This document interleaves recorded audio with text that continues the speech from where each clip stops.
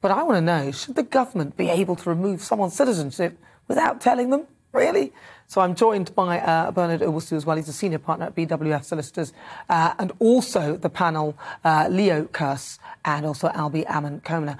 So, Albie, you've been listening. What do you think about this? I mean, I thought that Bernard made a very clear case in explaining it and actually breaking down the elements in it that people are sort of slightly objecting to. What's your view? Absolutely. I mean, I listened very carefully to what Bennard had to say. But I think I have a slightly different opinion, maybe more in line with the government's opinion. And it's my understanding that the main purpose of Clause 9 and removing citizenship without notice is in cases where it's almost impossible to get in touch with the person whose citizenship is being removed. And, of course, it doesn't apply to people who only have British citizenship or who don't have a claim to citizenship abroad. It applies to people who have dual citizenship or who could have a claim to citizenship in another country. So, for example, I have a claim to Ghanaian citizenship, for example. I don't have the citizenship, but I've got a claim to it because that's where my grandfather was born.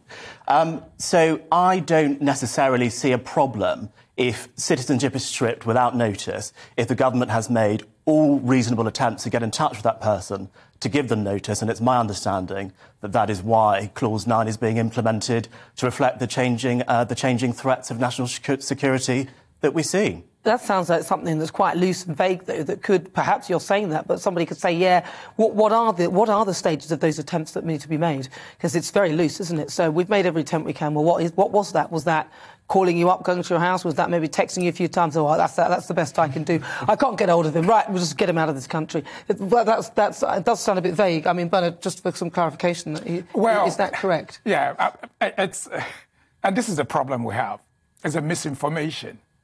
What you've just said is totally wrong.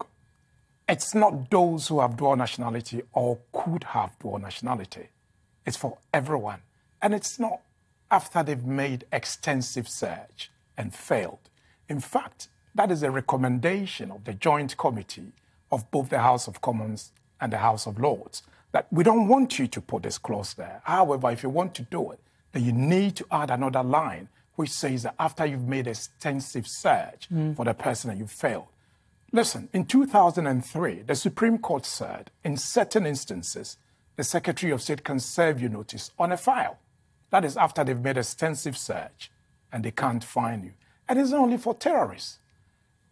There are two broad categories of citizens who can lose their rights. I'll call them the traditional citizens and those who've come here and naturalized. The traditional citizens obviously can lose their rights if whatever they've done is not conducive to public good. And for those who've naturalized or registered, if it's not in the public interest with what they've done.